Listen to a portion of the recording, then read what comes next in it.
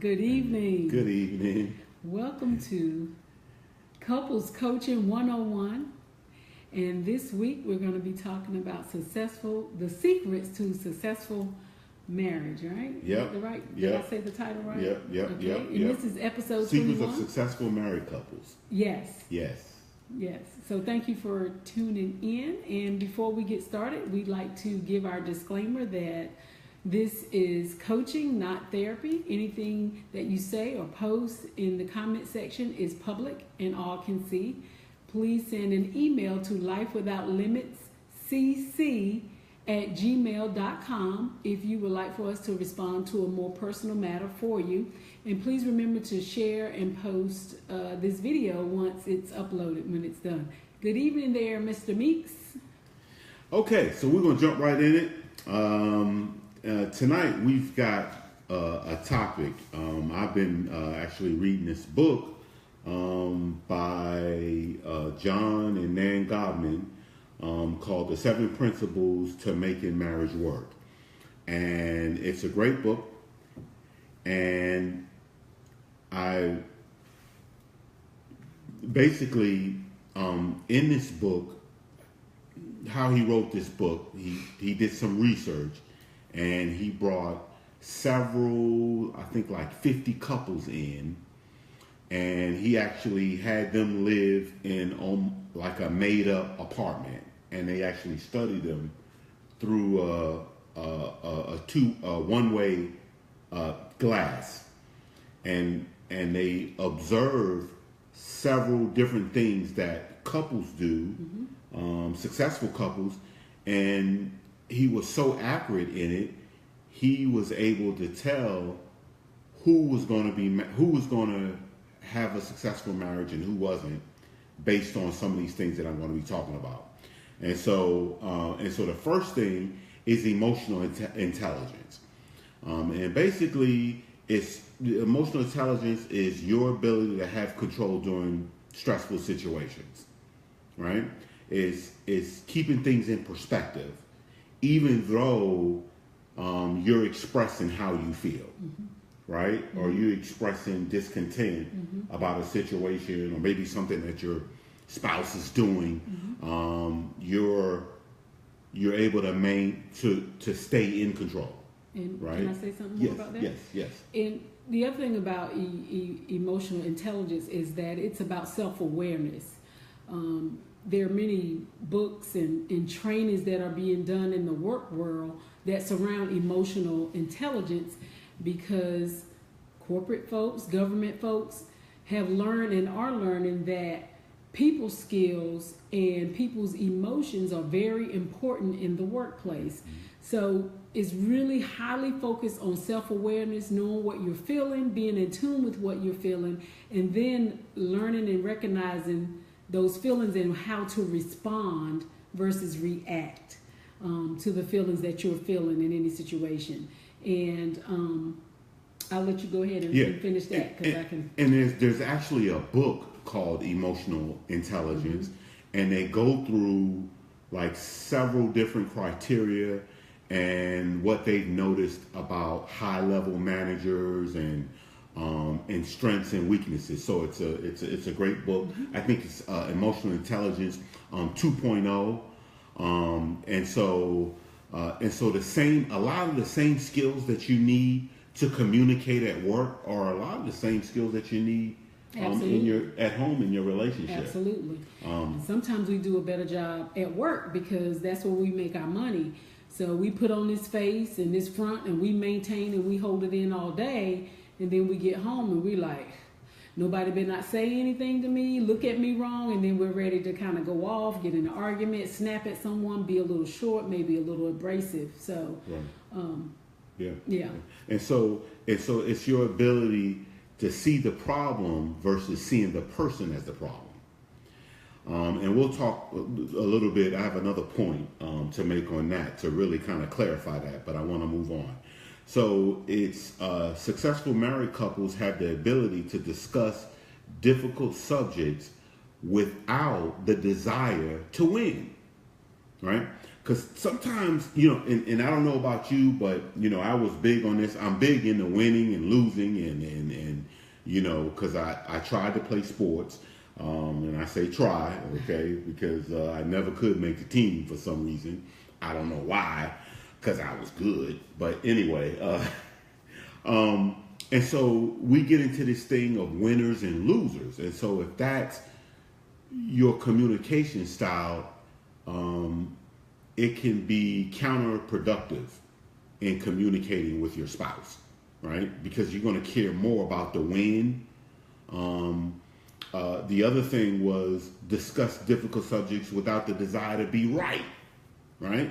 And so is it a thing where, you've got to be right or you have to have the last word, right? And so it's not because honestly in relationships, there are no winners and there are no losers, right? Because the goal is to express yourself and to communicate and hopefully be able to communicate effectively where you're not being redundant, right? A lot of times when you've got to go over stuff 3, 4, 5 times with your spouse, a lot of times it's because they're not understanding what you're saying. Mm-hmm. And it could be the messenger, right? So if I give you a message and you don't receive it, whose responsibility is that? Is that my responsibility as a messenger? Or do I say, well, you just need to, you need to understand what I'm saying, because obviously you don't, right? You might need to provide a little bit more information, explain it in a little different way, get their perspective on it in order to kind of have a mutual understanding of what you're saying. Right. Sometimes we're saying the same thing, but maybe in a different way. Or we agree, but we have a different perspective about what we agree on. Right. And this is difficult, especially when you're talking about emotional subjects like money.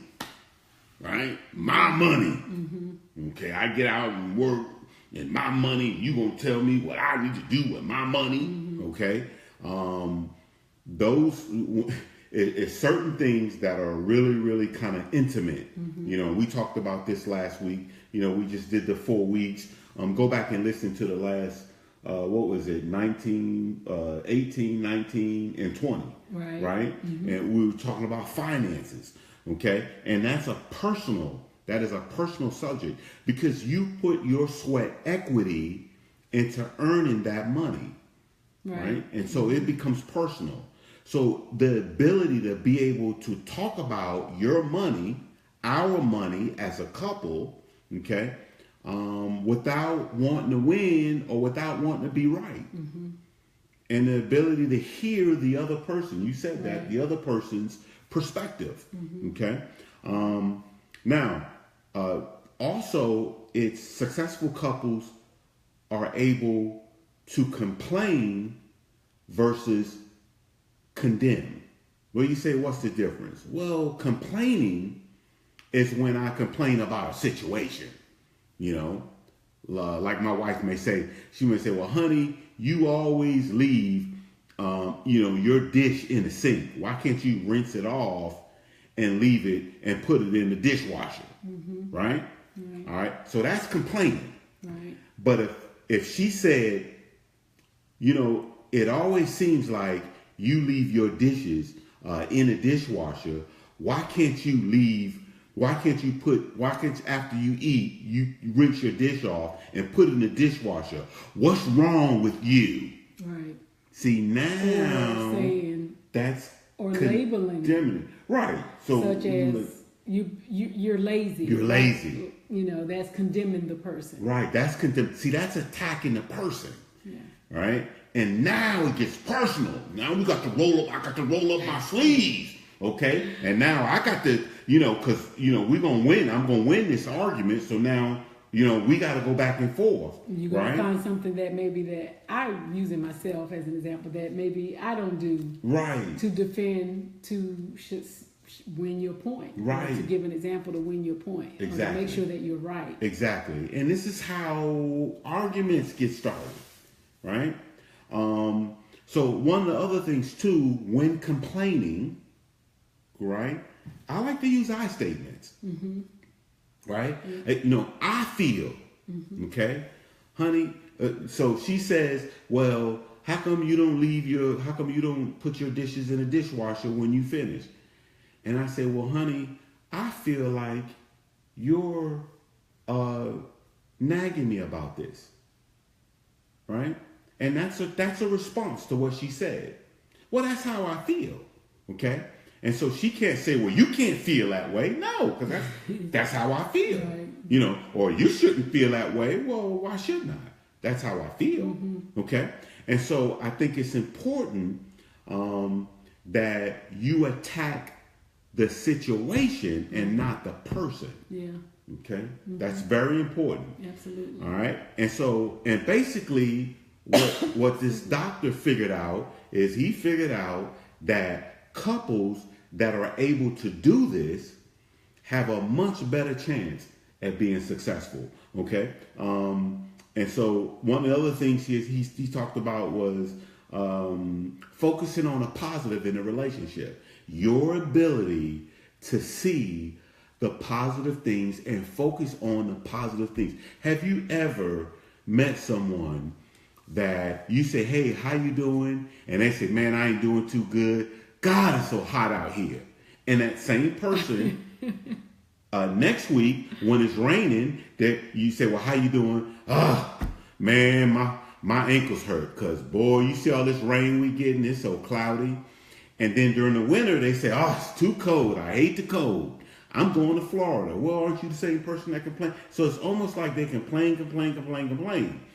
And I think, that's personality, okay? So a lot of that can be personality. I was gonna say, that sounds like a melancholic personality right. type. Okay, so those are personalities. And we I think, we talked about that on here at all, but maybe that's something we need to talk about, the different personalities. And so I understand that. But what I'm saying is, you want to be able to see the positives in your relationship. You want to be able to see your partner's strengths. What are those things that they're good at? Okay? And you want to be able to mentally identify those things. Now, you don't have to go around and go, oh, my wife, she's this, she's that, she's this. That's not what I'm talking about. I'm saying... What's wrong with that? Nothing.